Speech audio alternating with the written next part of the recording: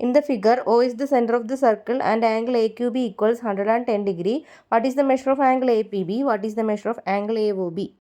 ചിത്രത്തിൽ O വൃത്തകേന്ദ്രവും കോൺ AQB 110 ഡിഗ്രിയുമാണ്.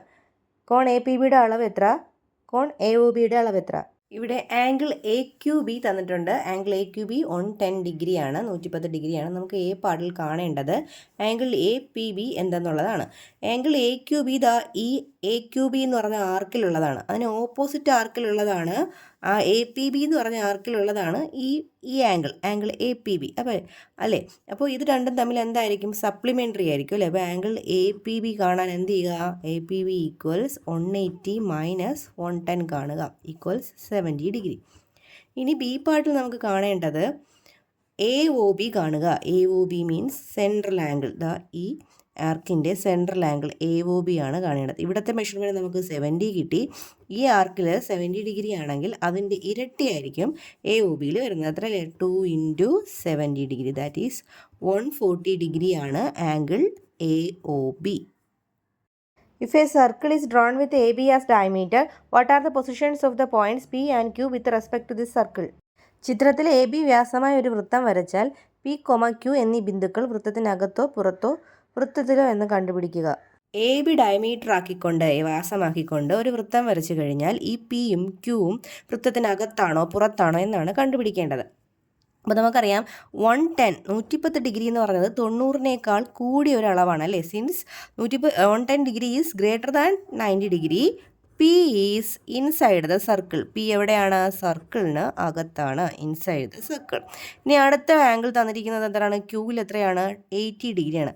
80 degree എന്ന് പറയുന്നത് 90 ഡിഗ്രിയേക്കാൾ ചെറിയ അളവാണ്. അപ്പോൾ 80 degree is less than 90 degree. Since 80 degree is less than 90 degree, Q is outside the circle. Q സർക്കിളിന് പുറത്താണ്. Q is outside the circle.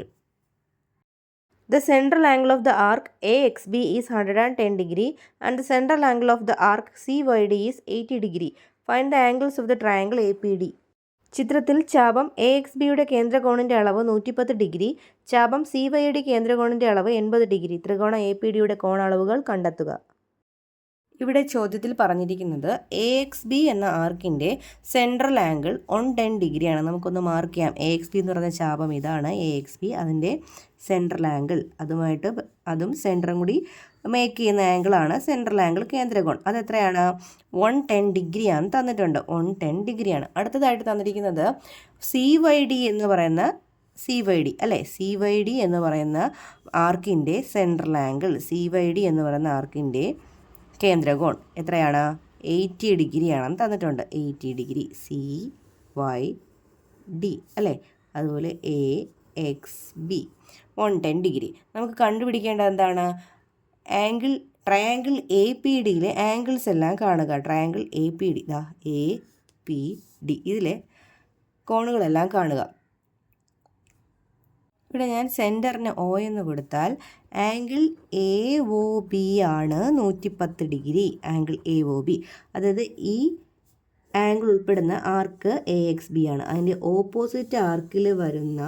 Opposite ആർക്കാണ് അതായത് ഈ ADC അല്ലെങ്കിൽ ADYC അല്ലേ?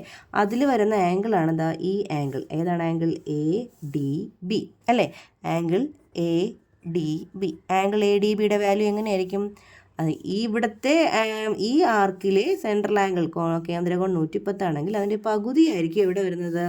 ADBയിൽ വരുന്നത്. അപ്പോൾ 110/2, അതായത് 55 ഡിഗ്രിയാണ് ADBയിലെ മെഷർമെൻറ്റ്. ഇനി നമുക്ക് നോക്കാം DAC. ഇതാണ് DAC എന്ന് പറയുന്നത് എന്താണ്? ഈ ആർക്കില്ലേ, അതായത് ഇത് സെൻട്രൽ ആംഗിൾ ആയിട്ടുള്ള കേന്ദ്രകോണായിട്ടുള്ള COD സെൻട്രൽ ആംഗിൾ ആയിട്ടുള്ള അതിന് ഓപ്പോസിറ്റ് ആർക്കിലുള്ളതാണല്ലോ ഈ ആംഗിൾ. ഏതാണ് angle? Angle ADAC. Angle DAC കാണാനിപ്പോൾ എന്തിൻ്റെ പകുതി എടുത്താൽ മതി? 80 ഡിഗ്രിയുടെ പകുതി. 80/2 ഈക്വൽസ് 40 ഡിഗ്രി. അപ്പോൾ ഇവിടെ എന്ത് കിട്ടി? 40 ഡിഗ്രി എന്ന് കിട്ടി. ഇനി നമുക്ക് ഒരു ആംഗിളും കൂടിയേ ഉള്ളൂ. അപ്പോൾ നമുക്ക് ട്രയാങ്കിൾ APDയിലെ എല്ലാ ആംഗിളും കിട്ടും.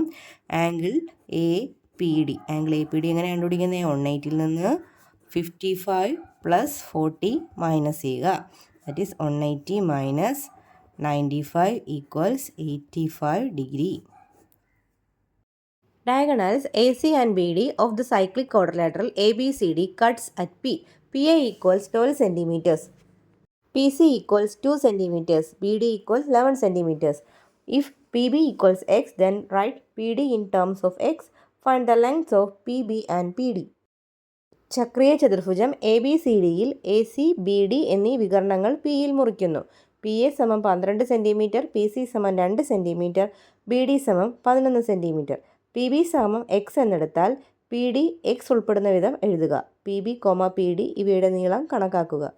ക്വസ്റ്റ്യനിൽ പറഞ്ഞിരിക്കുന്നത് എ ബി സി ഡി എന്നത് ഒരു സൈക്ലിക് ക്വാഡ്രിലാറ്ററലാണ്. അതുപോലെ ബി ഡിയും എ സിയും അതിൻ്റെ ഡയഗണൽസ് ആണ്. അത് പി എന്ന് പറയുന്ന പോയിന്റിൽ കൂട്ടിമുട്ടുന്നു. ഇനി കുറച്ച് അളവുകളും കൂടി തന്നിട്ടുണ്ട്, നമുക്കത് എഴുതാം. P A equals 12 centimetre, P C equals 2 centimetre, B D equals 11 centimetre.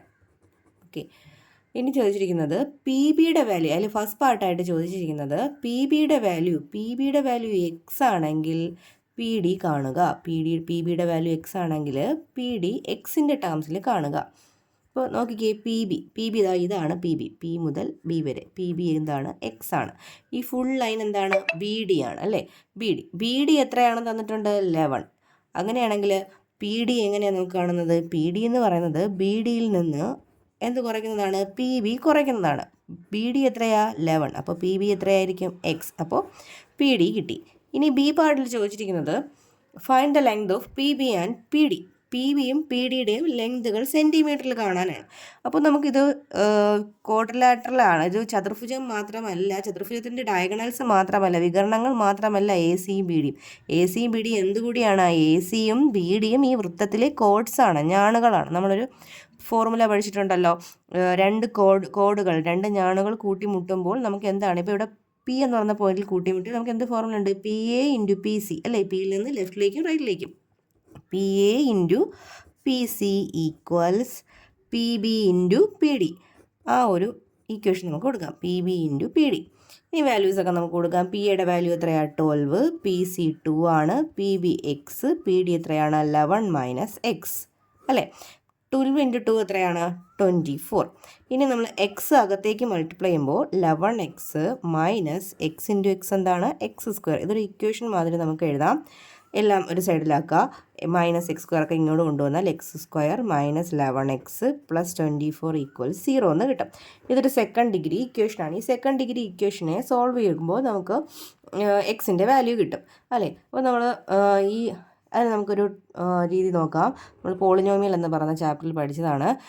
Into ചെയ്യുമ്പോൾ 24ഉം കിട്ടണം, കൂട്ടുമ്പോഴോ കുറയ്ക്കുമ്പോഴോ നമുക്ക് 11ഉം കിട്ടണം അല്ലേ. അങ്ങനെയുള്ള രണ്ട് നമ്പറുകൾ കണ്ടുപിടിക്കുക. രണ്ട് നമ്പറുകൾ മൾട്ടിപ്ലൈ ചെയ്യുമ്പോൾ 24ഉം കൂട്ടുമ്പോഴോ കുറയ്ക്കുമ്പോഴോ ആഡ് ചെയ്യുമ്പോഴോ സബ്ട്രാക്ട് ചെയ്യുമ്പോഴോ 11ഉം കിട്ടണം. നമ്മൾ രണ്ട് നമ്പേഴ്സ് ഇതൊക്കെയാണ്. 8ഉം 3ഉം എടുത്താൽ നമുക്ക് 8 ഇൻറ്റു 3 24 കിട്ടും അല്ലേ. 8 + 3 11. പക്ഷേ നമുക്കിവിടെ -11 വരേണ്ടത്. അപ്പോൾ നമുക്കിവിടെ മൈനസ് കൊടുക്കാം അല്ലേ. -8 ഇൻറ്റു -3 പ്ലസ് 24 -8 -3 -11. അപ്പോൾ നമുക്കിതിനെ എങ്ങനെ എഴുതാം, x - 8 ഇൻറ്റു x - 3 ഈക്വൽസ് 0. അപ്പോൾ ഒന്നുകിൽ x - 8 equals 0 or x - 3 equals 0. x - 8 0 ആണെങ്കിൽ എക്സിൻ്റെ വാല്യൂ എത്രയായിരിക്കും, 8 എന്നും കിട്ടും. x - 3 0 ആണെങ്കിൽ എക്സിൻ്റെ വാല്യൂ 3 എന്നും കിട്ടും. അപ്പോൾ എക്സിൻ്റെ രണ്ട് വാല്യൂസ് കിട്ടി. എന്തായിട്ടാണ് നമ്മൾ എക്സ് എടുത്തിരിക്കുന്നത്, പി ബി. അപ്പോൾ പി ബിയുടെ വാല്യൂ നമുക്ക് എന്താ എഴുതാം, 8. പി ബിയുടെ വാല്യൂ 8 ആണെങ്കിൽ പി ഡിയുടെ വാല്യൂ എത്രയായിരിക്കും, 3 ആയിരിക്കും. 11 - 8 3. ഇനി പി ബിയുടെ വാല്യൂ 3 ആണെങ്കിലോ പി ഡിയുടെ വാല്യൂ എത്രയായിരിക്കും, 8 ആയിരിക്കും. ഇവിടെ നമുക്ക് പി ബിയുടെ വാല്യൂ 3 എടുക്കാം. കാരണം ഫിഗറിൽ പി ബിയുടെ ലെങ്ത് നീളം കുറവല്ലേ. അപ്പോൾ പി ബി 3യും പി ഡി 8ഉം.